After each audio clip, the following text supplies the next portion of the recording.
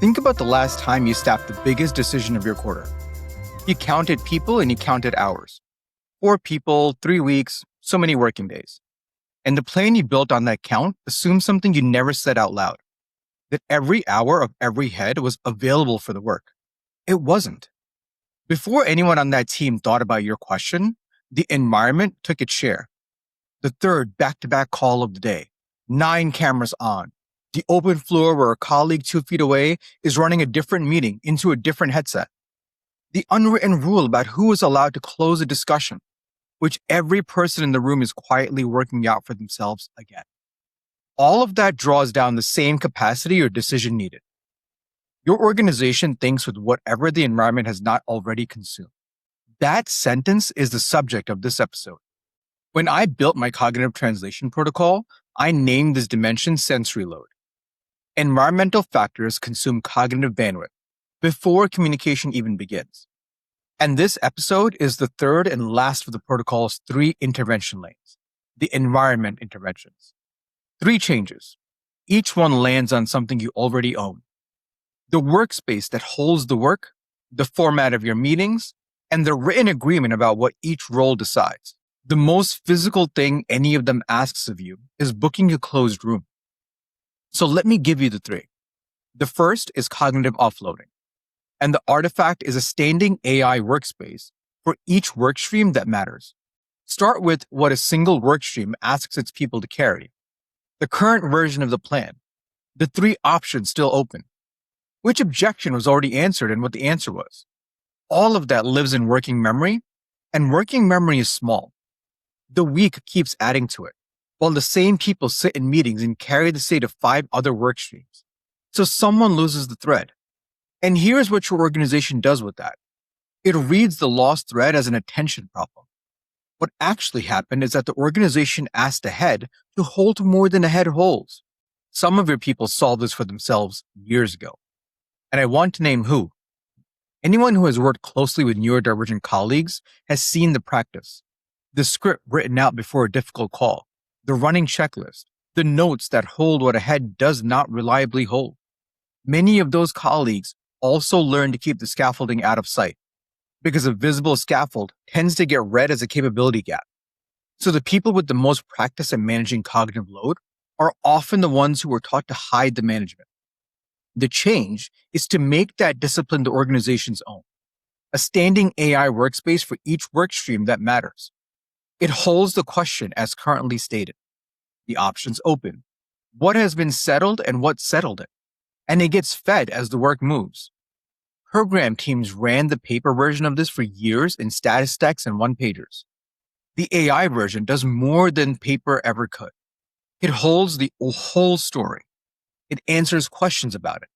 And it rebuilds the brief for whoever loads it next. Let me make it concrete, because a workspace is easier to hear than to imagine. A workstream meeting opens. The owner puts the workspace on the screen, and the state of the work gets loaded in about 40 seconds. It sounds like this. Here is a question as we stated it 3 weeks ago. 2 options are still open, the phased rollout and the clean cutover. Finance raised the cash timing objection on the 4th, and we settled it with the revised schedule on the 9th. One thing changed since we last met. The vendor moved their date. That is the whole load. Nobody spent the first 15 minutes reconstructing the thread from memory. And the person who missed last week is fully in the room. I run my platform on this discipline, by the way, and this episode reached you through it. The reads I collect all week go into a workspace and AI holds for me. When it's time to write, the AI renders the state of the draft back, and I edit every section in my own hand before anything ships. The scaffold carries the state of work across the week, so my head does not have to. And every call in the writing stays mine. The last part is the boundary. And I would say it to your team in one line. The workspace holds what was said and settled, and your people still make the calls. Deciding which cognitive work stays in a head, which gets scaffolded, and which gets handed off entirely is a discipline of its own. I built my AI cognitive strategy matrix to carry that routing question, and it gets its own arc later in the series. What does this cost? An open workspace and 1 hour of seeding it with the current state of the work. The real expense is cultural. And it sits in the first weeks. Your people have watched visible scaffolds get read as capability gaps. So they will test whether using this one openly is safe. A leader who loads the same state from the workspace in front of the room and says that this is what they're doing settles that test faster than any policy line. Then the rebriefing that used to open every meeting stops consuming it. A person can step out, handle the interruption, and re-enter the work without asking anyone to rewind.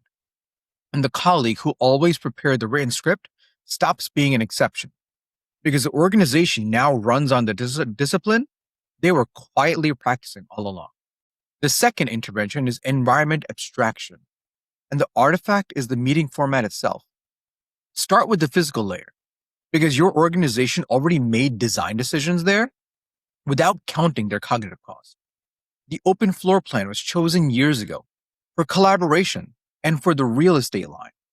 It also set the ambient load every head on that floor pays before any work starts. The glass-walled room, the video call, the camera policy.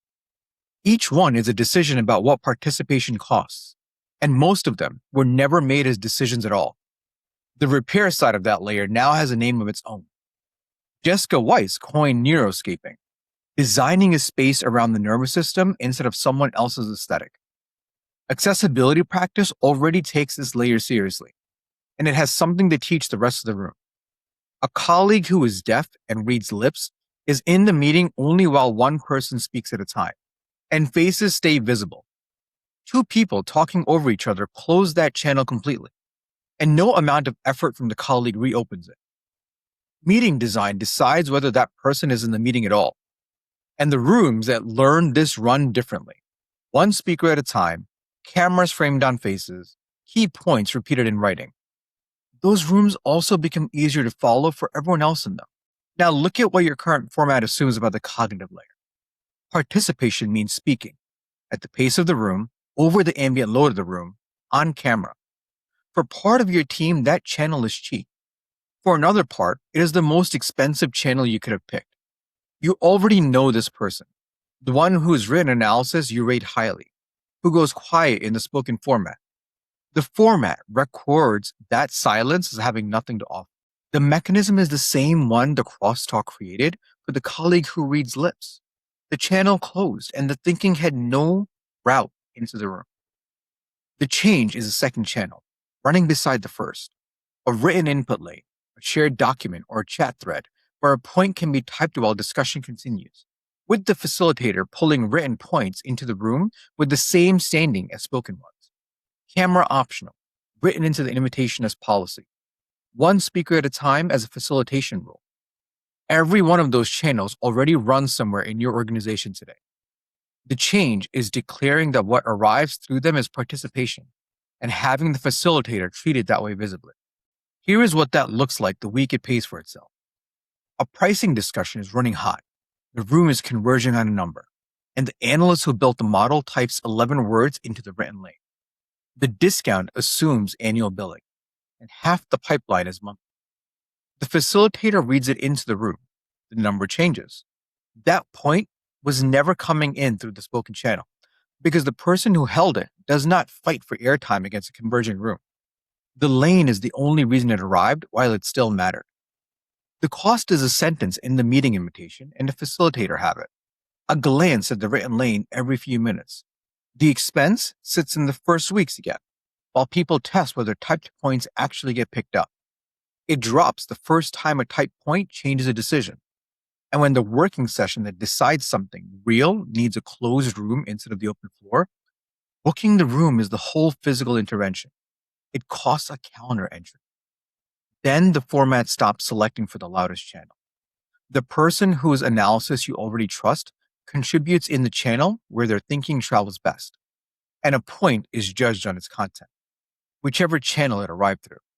The third intervention is boundary encoding, and the artifact is a half-page working agreement. Think about the last working session that ran 90 minutes past its slot and ended without a decision. Nobody owned the question. Nobody had the standing to say it was done or to stop it. Every person in that room was running their own inference about who held what, and the inferences did not match. Then your organization read the overrun as passion or as poor discipline. And it read whoever finally forced the close as difficult. All of that was the absence of one written artifact. Medicine has actually been running the repair for generations. Medical education names the current form and trustable professional activities. A residency program writes down the units of work a resident may be trusted to perform and at what level of supervision. Everyone in the hospital knows what a first year may decide alone, what needs a senior resident in the loop, and when the attending must be called. And the boundary moves as a resident demonstrates judgment. The entrustment widens until the resident is the attending. The written boundary is how the profession grows its decision makers on purpose. And the rule about when to call the attending is what makes the growing safe. That discipline is about to matter far outside hospitals. As AI takes over more of the execution, judgment becomes a working skill a role is actually measured by at every level of your organization. A role description that lists outputs describes work a tool increasingly produces. What is left to define a role is what the role is trusted to decide. Writing that down is boundary encoding. So what does the written boundary look like on your leadership team? A half page, kept where the team already looks. Read one out loud and it sounds like this. Owner of the pricing question, the commercial lead, decides alone, discounts to 15%, brings to the room anything touching the enterprise tier. Stop rules. A session closes at its stated time. Open questions route to a decision window. The owner may call that a question has left its scope. That is the whole artifact. Everyone in that room now knows what everyone else is allowed to assume because it is written and nobody is spending the meeting inferring it.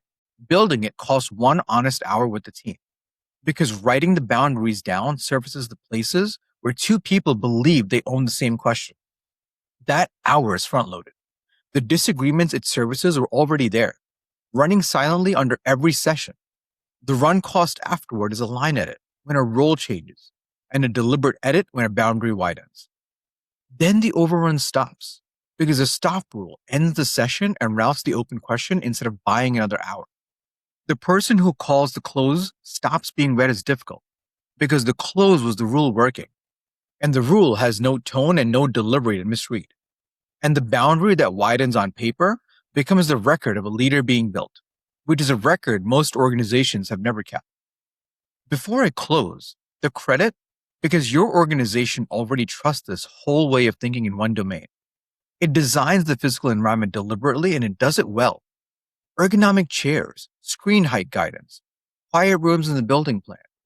John Sweller established in 1988 that working memory is severely limited and that wasted load measurably degrades thinking. So managing load is a design responsibility. Ron Mace made the case in 1985 that environments designed for the range of users from the start serve everyone better than accommodations retrofitted one person at a time. The curb cut serves the delivery cart as much as the wheelchair. Your organization applied both teachings to the body and to the building. Nobody argues that a bad chair is a character flaw. The cognitive environment is the same class of surface, one design generation behind. These 3 interventions are the catch-up. So here is the operating brief, spoken. The moment. You are staffing the biggest decision of your quarter, counting people and hours, and the plan assumes every hour of every head is available for the work. The default, and you will recognize it, you run the environment as it stands, because the meetings are booked, the floor is built, and the tools are bought. Working memory holds the state of the work. The spoken channel decides whose thinking gets in. Part of every head runs a standing inference about who owns what. And when the output drops, you read the person, an attention problem, nothing to offer, difficult. Then you book the same environment again. The redesign, 1 intervention this cycle, and it's your choice of the 3. The standing AI workspace with the boundary set aloud. It holds the state, but your people still make the calls. The written input lane beside the spoken one, or the half-page working agreement.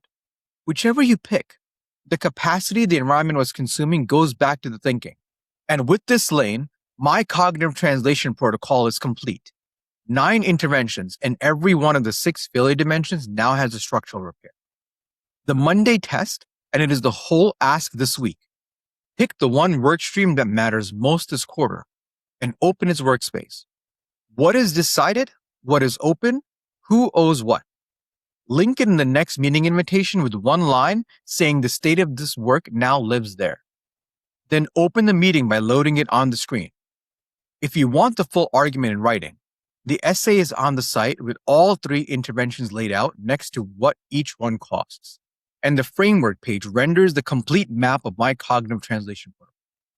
9 interventions, 6 failure dimensions, 3 lanes, with a live bench to load your own organization's read. Where the series goes next is the ARC's failure modes, starting with the most expensive one, attribution failure, coaching the person when the interface was the problem. If this episode gave you something you can use on Monday, subscribe to the Substack. That is where each week's essay lands first, and it is the one place I ask you to follow. The architecture is yours to design, both the architecture of the environment your organization thinks in and the architecture of what it asks each head to hold.